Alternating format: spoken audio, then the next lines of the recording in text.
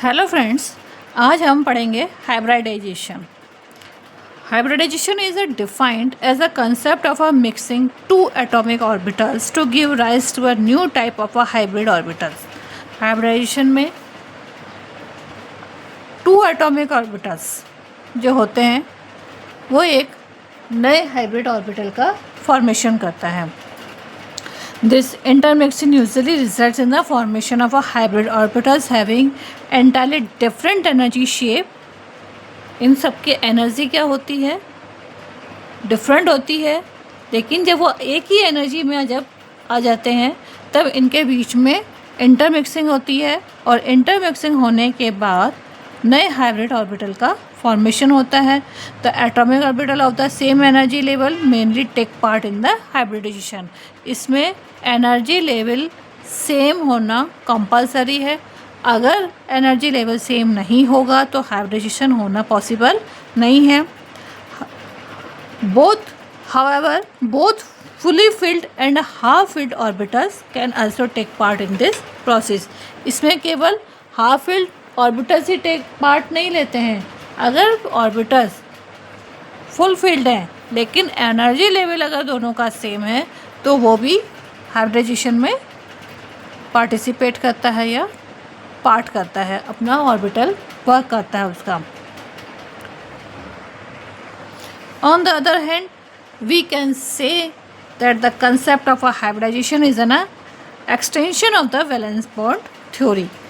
Valence bond theory का extend करने के लिए ही हमने हाइब्रिडाइजेशन को समझने की कोशिश की है। And this helps to understand the formation of a bonds, bond energies and a bond length. What is a hybridization? सबसे पहले तो हम हाइब्रिडाइजेशन के बारे में प्रॉपर समझने की कोशिश करें। Redistribution of the energy of the orbitals of a individual atoms to give orbitals of a equivalent energy happens when the two atomic orbitals combine to form a hybrid orbital in a molecule. This process is called a hybridization. इसमें क्या होता है कि जितने भी orbitals molecule formation में participate कर रहे हैं विथ हाइब्रिड होकर, उसमें सबसे पहले जितने भी ऑर्बिटल्स हैं वो सेम एनर्जी लेवल में आएंगे। Orbitals of a equivalent energy, same equivalent energy यानी सेम एनर्जी लेवल पे आते हैं।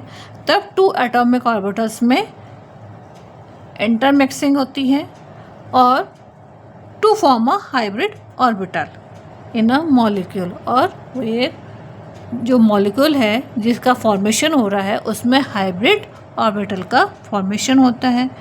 इसको हम बोलते हैं means hybridization is a intermixing of a two same या two equal energy of a orbitals to form a hybrid orbital. The atomic orbitals of a comparable energies are mixed together and mostly involves the merging of a 2s orbitals. अब जो hybrid orbitals बनते हैं वो कौन कौन से बन सकते हैं? या तो 2s ऑर्बिटल्स हो, उनके बीच में इंटरमिक्सिंग हो, और 2p ऑर्बिटल्स हो, उनके बीच में इंटरमिक्सिंग हो। तब एक 2s ऑर्बिटल्स या 2p ऑर्बिटल्स मिलकर एक हाइब्रिड ऑर्बिटल का फॉर्मेशन करते हैं। इसके अलावा एक s orbital with a p orbital, s और p ऑर्बिटल मिक्स होकर बना सकते हैं। ऐसे ही s ऑर्बिटल हो वह d के साथ मिलकर हाइब्रिड ऑर्बिटल का फॉर्मेशन करते हैं। तो new orbitals thus formed are known as a hybrid orbitals. और जो इनके साथ हाइब्रिड ऑर्बिटल्स जो बनते हैं, या सॉरी अपन जो ऑर्बिटल्स बनते हैं उन्हीं को हम बोलते हैं hybrid orbitals. So hybrid orbitals are quite useful in explaining atomic bonding properties and molecular geometry. क्योंकि हमने क्या पढ़ा था कि वैलेंस बॉन्ड थ्योरी हमें एटॉमिक बॉन्डिंग प्रॉपर्टीज़ बता रही थी, मॉलिकुलर ज्योमेट्री बता रही थी। और हाइब्रिडाइजेशन क्या करता है? वैलेंस बॉन्ड थ्योरी को ही एक्सटेंड करता है। सो हम इजीली एक्सप्लेन कर सकते हैं बॉन्डिंग प्रॉपर्टीज़ के जो केमिकल और मॉलिक्यूलर थ्योरीज या बॉन्डिंग जो बनती है मॉलिक्यूल्स के बीच में या एटम्स के बीच में, एटॉमिक ऑर्बिटल्स के बीच में जो मॉलिक्यूलर बॉन्डिंग या केमिकल बॉन्डिंग जो बनती है उसको प्रॉपरली एक्सप्लेनेशन हम हाइब्रिडाइजेशन से कर सकते हैं। प्लस उनके मॉलिक्यूलर ज्योमेट्री में क्या चेंजेस आते हैं, टेट्राहेड्रल शेप बनना चाहिए, बायोपिरामिडिकल शेप बनना चाहिए, वो सब हमें, या डिफरेंट डिग्री का एंगल बनना चाहिए, वह सब हम हाइब्रिड ऑर्बिटल से इजी गोइंग में समझ सकते हैं। Useful features of a hybridization. The number of a hybrid orbital is equal to the number of the atomic orbitals that get hybridized. Hybrid orbitals उतने ही बनेंगे जितना एटॉमिक ऑर्बिटल्स इन्वॉल्व हुए हैं। ऐसा नहीं है एक्स्ट्रा हाइब्रिड ऑर्बिटल्स का formation नहीं होता है या कम भी नहीं बनते हैं। मीन्स जितने एटॉमिक ऑर्बिटल्स इन्वॉल्व हो रहे हैं उतने ही हमारे हाइब्रिड ऑर्बिटल्स बनेंगे। The hybridization orbitals are always equidistant in energy and shape. अब उनका एनर्जी लेवल भी सेम होना चाहिए और शेप भी लगभग सेम होना चाहिए। The hybrid orbitals are more effective in forming stable bonds than that of pure atomic orbitals. जो एटॉमिक ऑर्बिटल्स जो बनते हैं उनसे हाइब्रिड ऑर्बिटल बहुत ज़्यादा स्टेबल होता है, उनका इफेक्ट बहुत ज़्यादा इफ़ेक्टिव होता है और उनका एनर्जी लेवल भी हाई होता है। These hybrid orbitals are directed in a space in a some preferred direction to have minimum repulsion between electron pairs and thus a stable arrangement. जब हाइब्रिड ऑर्बिटल्स का formation होता है तो ये ऐसी डायरेक्शन को चूज़ करते हैं जैसे उनके इलेक्ट्रॉन्स में मिनिमम रिपल्सन हो।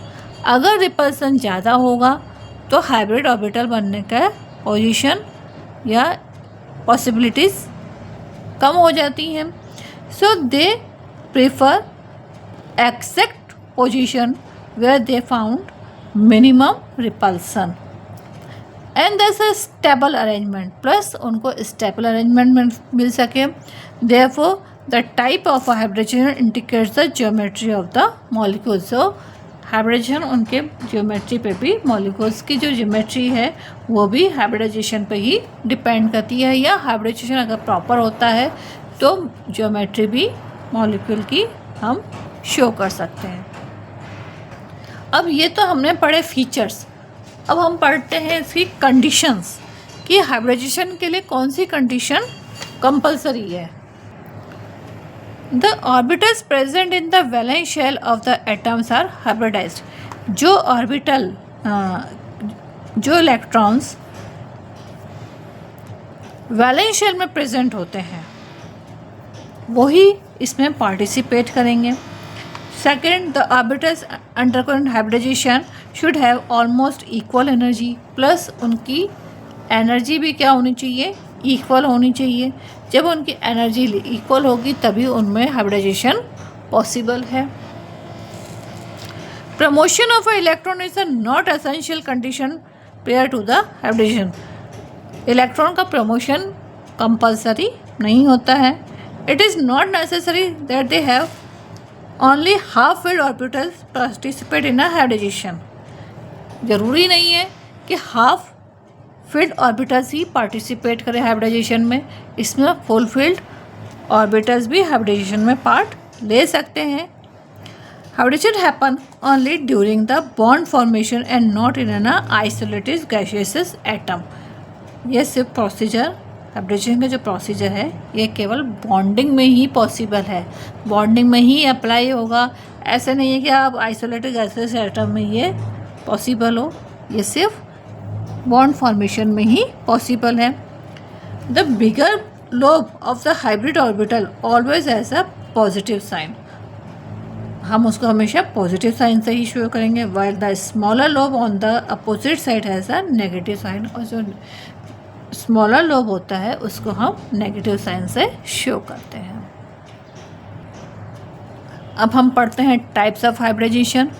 तो based on the types of hybrid of orbital involve in the mixing the hybridization can be classified. अब अलग अलग ग्रुप हैं, अगर एस और एस हैं, एस और पी हैं, एस पी है और अगर उसमें 2 ग्लोब्स यूज़ आ रहे हैं या 3 ऑर्बिटल्स यूज़ में आ रहे हैं तो उसके अकॉर्डिंग भी अलग अलग टाइप का हाइब्रिडाइजेशन हो रहे हैं। तो इस टाइप से sp hybridization, sp2 hybridization, sp3 hybridization, sp3 d hybridization और sp3d2 हाइब्रिडाइजेशन, इतने टाइप के हाइब्रिडाइजेशन हम पढ़ेंगे। ये सारे हाइब्रिडाइजेशन हम नेक्स्ट क्लास में पढ़ेंगे। अभी हम हाइब्रिडाइजेशन के बारे में समझ चुके हैं कि हाइब्रिडाइजेशन एक्चुअल में होता क्या है। जब 2 एटॉमिक ऑर्बिटल्स इक्वल एनर्जी में आकर उनके बीच में इंटरमिक्सिंग होती है तो उस प्रोसीजर से जो नया ऑर्बिटल का फॉर्मेशन होता है उसको हम बोलते हैं हाइब्रिड ऑर्बिटल, और उसकी एनर्जी मैक्सिमम होती है, वो स्टेबल होता है और वो स्टेबल मॉलिक्यूल बनाने में हेल्पफुल होता है। आज हम इतना ही पढ़ेंगे। नेक्स्ट क्लास में इनके बारे में हम पढ़ेंगे sp, sp2, sp3, sp3d और sp3d2 हाइब्रिडाइजेशन। इन हाइब्रिडाइजेशन के बारे में पढ़ेंगे। आज के लिए थैंक यू।